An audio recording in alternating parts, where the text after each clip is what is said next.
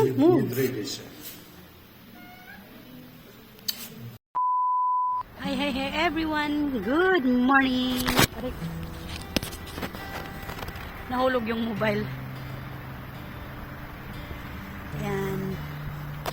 Nandito kami sa polyclinic. Ang bilis ng araw, mga araw guys. Parang isang buwan na lang manganganak na ako at nakikita ko na si Anastasia. Gagawa tayo ng short video. Andito ako sa labas nag-aantay kila Nicole at kay Josawa. Kasi si Nicole pina-check up ni Josawa dahil nga sa pag-change ng weather na from winter, tas naging summer, from winter, naging spring, tapos spring na malamig. Spring, tas magsa-summer na soon. Panay pangit yung weather this year. So, halos lahat nagkakasakit. Lalo na ako kasi buntis. Panay nagkakasakit. So, ngayon nandito kami sa polyclinic kasi meron akong check-up for 32 weeks.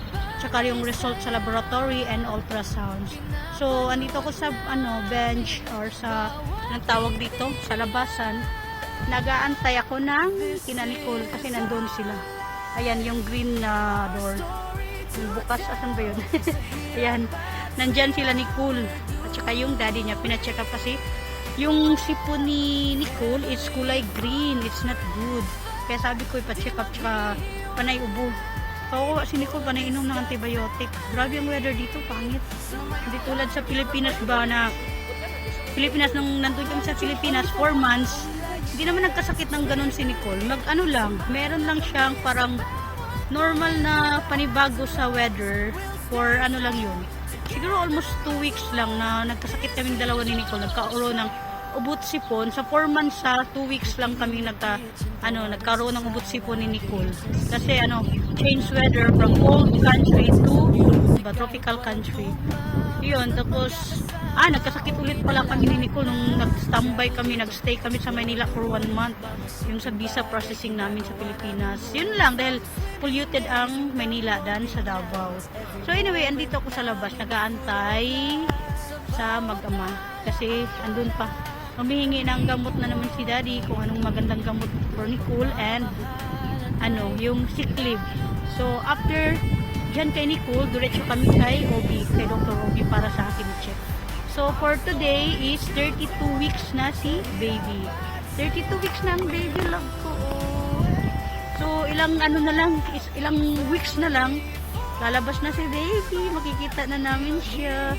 Kanina, alam mo yung sumipa siya nung lumobo yung bigla yung tummy ko. Ang sakit. Buti na nakahiga ako ng left side.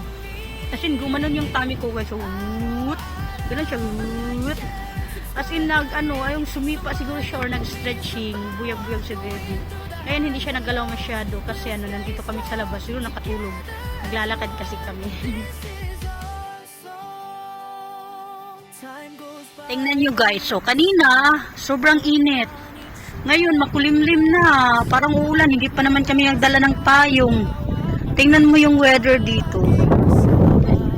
Ayan, kanina sobrang tirik ng araw, pero mainit siya, kasi nga tirik yung araw, pero malamig dahil mahangin. Ngayon, makulimlim na, tingnan nyo yung si Haring Araw nagtatago na, natabunan na ni cloudy, ni clouds, kaya yun, So, sana hindi ulan, wala pa naman kaming payong nadala.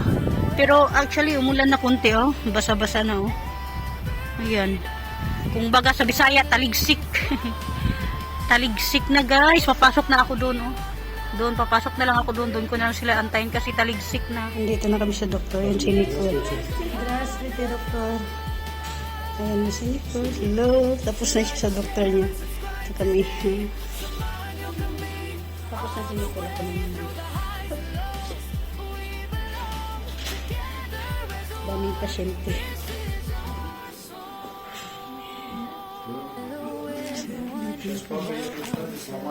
Dapat again. Issue. Don't move. Don't move.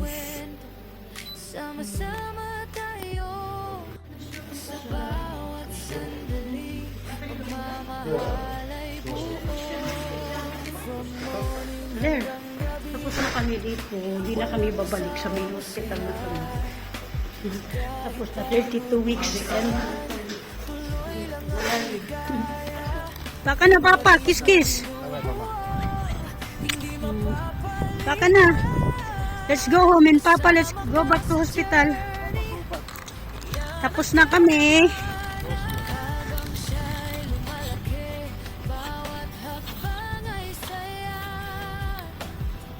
Because I need to take the medication also for her. Okay. Ayan, tapos na kami dyan. Hindi na kami babalik dito sa polyclinic. Tapos na ang aming araw dito.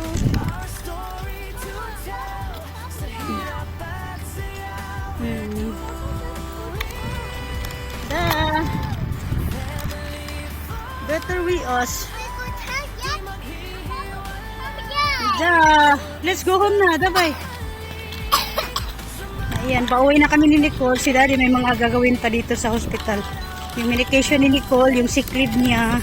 Saka bibili pa siya ng medication ni Nicole. So, mauna na kami ni Nicole sa bahay. But my change is don't forget to Subscribe, like, like and share. I love you. Stay watching.